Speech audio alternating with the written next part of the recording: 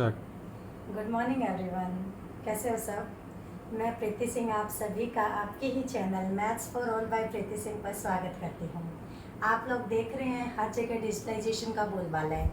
मुझे teaching experience mathematics को teach करते करते लगभग 7 साल से भी ज़्यादा हो गए हैं। तो मुझे लगा क्यों नहीं इस डिजिटल युग में डिजिटल प्लेटफॉर्म पर भी आपके साथ मैथमेटिक्स को शेयर किया जाए। इसी कड़ी में मैं आगे बढ़ते हुए क्लास 11th का सबसे पहले मैंने सिलेबस उठाया है।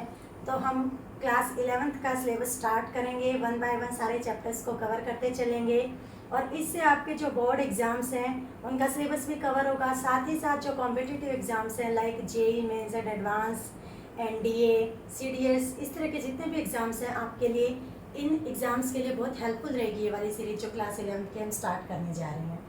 और उम्मीद करती हूँ आपको अच्छा भी लगेगा और समझ भी आएगा, बहुत हेल्पफुल रहेगा आपके लिए ये वाली सीरीज़ है जो मैथ्स की। तो देखिए मैथ्स का जो सिलेबस है क्लास 11th का, उसमें सबसे पहले सेट थ्योरी का सिलेबस आता है। सबसे पहले कौन सा कंसेप्ट आता है? Set theory. सेट थ्योरी पहला ही चैप्टर आपका ये सेट थ्योरी। बहुत छोटा सा कंसेप्ट है ये, बहुत छोटा सा कंसेप्ट है लेकिन यूज़फुल बहुत है। कैलकुलस में भी बहुत यूज़ होता है और आगे जाके प्रोबेबिलिटी में तो इसका बहुत ज़्यादा यूज़ है। प्रोबेबिलिटी में अगर आपकी एक बार सेट पे कमांड बन गई, सेट के साथ अगर दोस्ती हो जाती है तो प्रोबेबिलिटी आपकी बहुत अच्छी हो जाएगी। प्रोबेबिलिटी में नया कुछ सीखने का नहीं है, जितना सेट आएगा आपको अच्छे से सेट थ्योरी के बारे में नॉलेज होगी उतना ही आप अच्छे से प्रोबेबिलिटी कर पाओगे। देखिए मैथमेटिक्स में यूजली क्या होता है, बच्चों की जो कैलकुलेशन पावर होती है वो अच्छी होती है, लेकिन आप कॉम्पिटिटिव एग्जाम में जब तक वेट नहीं कर पाओगे जब तक आपकी थ्योरेटिकल नॉलेज अच्छी नहीं होगी। तो हम कोशिश करेंगे कैलकुलेटिव पार्ट के साथ साथ थ्योरेटिकल पार्ट को भी अच्छे से कवर करने के लिए। तो देखिए सेट थ्योरी के अंदर अगर मैं डिस्कस करूं तो सबसे पहले हम इंट्रोडक्शन टू सेट्स, सबसे पहले हम सेट्स के बारे में समझेंगे। सबसे पहले सेट्स के बारे में समझेंगे कि होता क्या है, डेफिनेशन क्या है, इसके एग्जांपल्स कैसे डिफाइन किया जाता है, कैसे रिप्रेजेंटेशन होती है सेट्स की, वो सब। सेकंड फिर हम सबसेट्स के बारे में पढ़ेंगे। किसके बारे में पढ़ोगे? सबसेट्स के बारे में। एक बार सेट पढ़ लिया तो फिर हम छोटे छोटे टुकड़े उसके जो सबसेट्स होते हैं उसके बारे में पढ़ने की कोशिश करेंगे कि वो सबसेट्स क्या होते हैं, समझेंगे उनको, उनके एग्जाम्पल्स भी देखेंगे। उसके बाद आता है Venn diagram. Venn diagram, Venn diagram में क्या होता है?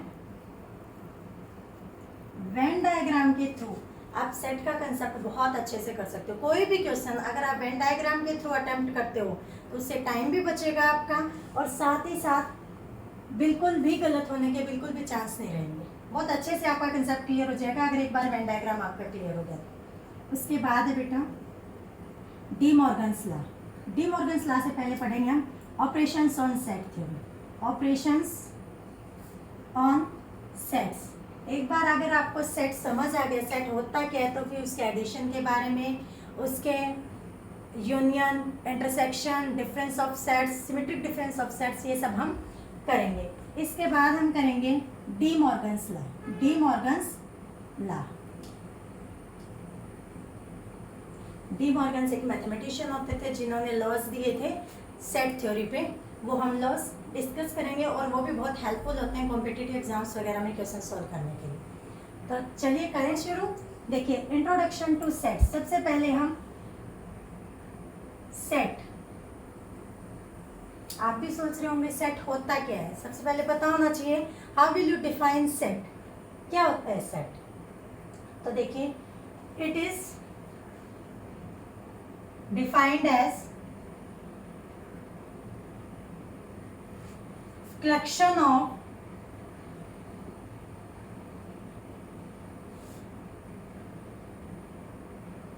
it is defined as a well-defined collection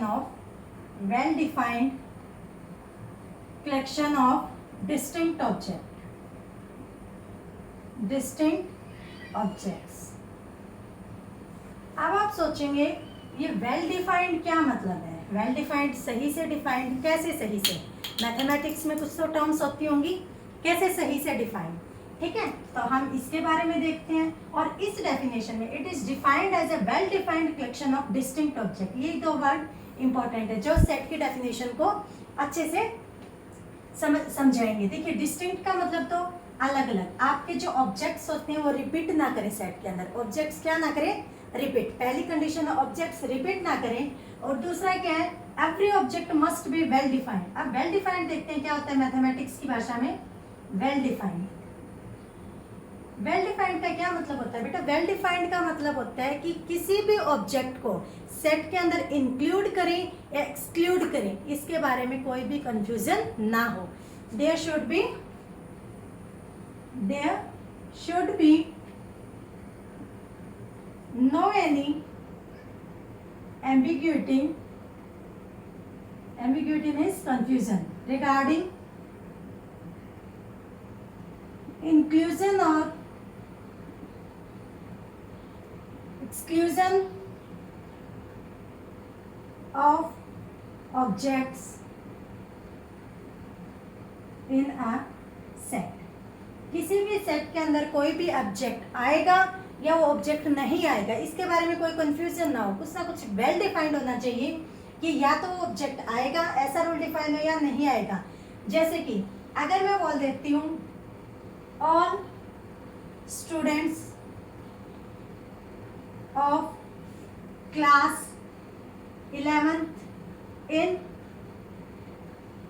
A school, किसी स्कूल का नाम है पर्टिकुलर ए, इसके अंदर 11th क्लास के स्टूडेंट्स हैं, तो ऑब्वियसली जो 11th क्लास में जितनी भी स्ट्रेंथ होगी, मान लीजिए 30 स्टूडेंट्स की स्ट्रेंथ है, तो आपके अंदर 30 डिफरेंट स्टूडेंट्स आ जाएंगे, 30 डिफरेंट स्टूडेंट्स आ जाएंगे। और ये जो कलेक्शन होगा इसको हम कैपिटल लेटर से डिनोट करेंगे और ये आपका एक सेट बन जाएगा। ये आपका क्या बन जाएगा, सेट। या फिर ऐसे मैं लिख देती हूँ a इज इक्वल टू 1 से 5 तक गिनती लिख दीजिए, 1 2 3 4 5, तो ये भी क्या हो गया, एक सेट हो गया, क्योंकि इसमें मैंने 5 एलिमेंट लिख दिए। लेकिन अगर मैं बोलती हूँ मान लीजिए collection of all beautiful girl, collection of all beautiful girls, तो जरूरी तो नहीं कि कोई भी लड़की सबको अच्छी लगे, हो सकता है मुझे जो अच्छी लगे आपको ना लगे, या फिर आपको जो अच्छी लग रही है मुझे ना लगे, मीन्स कंफ्यूजन आ जाएगा। किसी भी लड़की के बारे में कुछ बंदे कहेंगे yes she is beautiful, set के अंदर आनी चाहिए, कुछ कहेंगे no she is not beautiful, उसको सेट से एक्सक्लूड कर दो, मीन्स कंफ्यूजन आ गया। कंफ्यूजन आ गया तो this is not a set. Sets की जो रिप्रेजेंटेशन होती है यूजुअली कैपिटल लेटर से की जाती है, capital A B C X Y Z, इन सब से आप सेट को रिप्रेजेंट कर सकते हो। देखिए आगे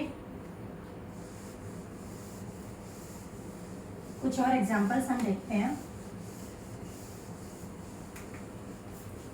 इसको रफ कर देते हैं।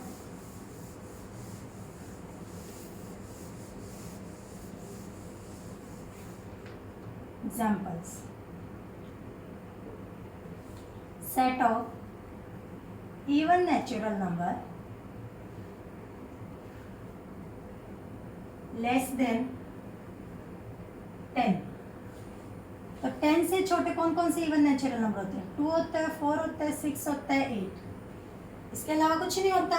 तो इन सब को हमने इकट्ठा किया और कैपिटल लेटर से रिप्रेजेंट कर दिया। सेट्स के जो एलिमेंट होते हैं उनके बीच में कॉमा होता है, ये डिस्टिंक्ट एलिमेंट्स को शो करता है, और करली ब्रेसेस के अंदर इसको कवर किया जाता है। किसके अंदर कवर किया जाता है, करली ब्रेसेस के अंदर। तो ये हो गया आपका सेट। अब देखिए 1 2 3 3, क्या ये एक सेट है, नो। क्यों, क्योंकि आपने सेट की डेफिनेशन के अंदर दो ही चीज पे ध्यान दिया था, एक तो डिस्टिंक्ट एलिमेंट होने चाहिए, दूसरा क्या होना चाहिए, वेल डिफाइंड होना चाहिए। तो यहाँ पे क्या एलिमेंट्स रिपीट कर दिए, एलिमेंट्स क्या कर दिए, repeat, it means this is not a set, this is not a set. Element आप किसी भी तरह के लिख सकते हो, लाइक आपने लिख दिया एक्स वाई, कार, कुछ भी, बेबी, सलमान खान,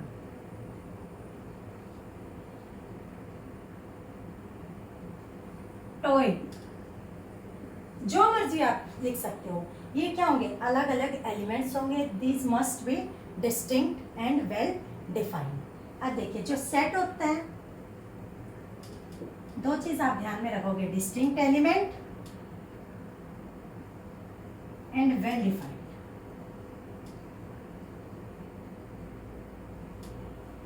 अगर आप डिफाइन करते हो फेवरेट क्रिकेटर्स, क्या डिफाइन करते हो?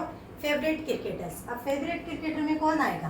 किसी का फेवरेट क्रिकेटर कोई होता है, किसी का कोई होता है, मिस कंफ्यूजन अराइज हो जाएगा। आपको ऐसे सेट की कोई भी डेफिनेशन नहीं देनी जिसके अंदर कंफ्यूजन अराइज होता हो, जिसके अंदर क्या होता हो? कंफ्यूजन अराइज होता हो। तो देखिएगा आगे सेट को हम रिप्रेजेंटेशन किस तरह से कर सकते हैं? रिप्रेजेंटेशन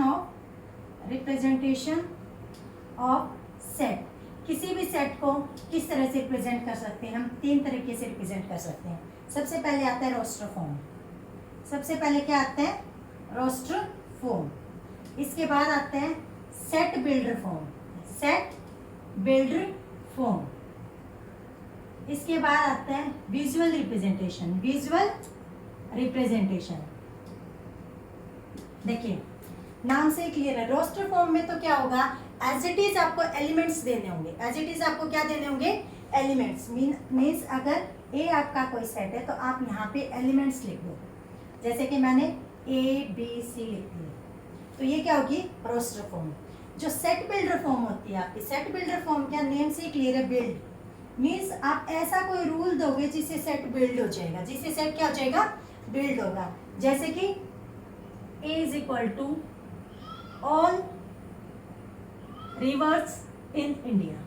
अब इंडिया की जो रिवर्स है वो वेल डिफाइंड है, तो आप क्या करोगे? मान लीजिए रिवर, पहली रिवर का नाम है R1, दूसरी का R2, तीसरी का R3, इस तरह से जितने भी रिवर हैं उन सबको आप इस तरह से लिख दोगे। तो क्या हुआ? इस रूल से आपका ये सेट बिल्ड हो गया। ये सेट क्या हो गया?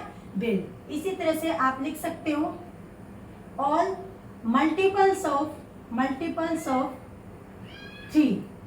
इट मीन्स 3, 6, 9 ऑल पॉजिटिव लिख दीजिए। All positive multiples of 3। तो जितने भी पॉजिटिव मल्टीपल्स हैं वो क्या होंगे? 3 होगा, 6 होगा, 9, 12, 15 अप टू सो ऑन।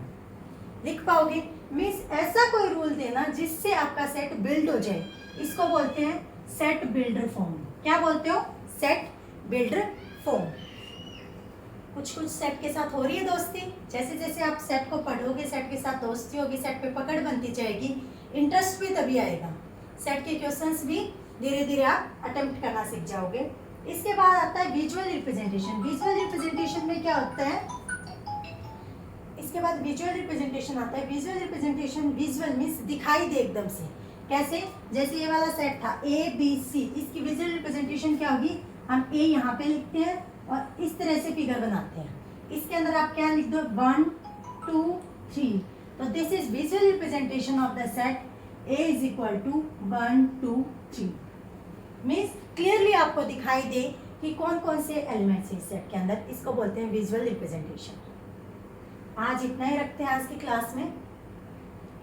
आप लोग जब भी क्लासेस अटेंड करो हमेशा कॉपी पेन लेके बैठ के करो, ताकि आपका जो जितना भी टाइम देते हो वेस्ट ना हो। ऐसा ना हो कि वीडियो सुन ली और बात खत्म। जब तक फ़ायदा नहीं होगा जब तक आप नोट्स नहीं बनाओगे। तो कोशिश करो डेली के नोट्स डेली बनाने की, और जो भी क्वेरीज होती हैं उनको कमेंट्स बॉक्स में ज़रूर डालना। Thank you.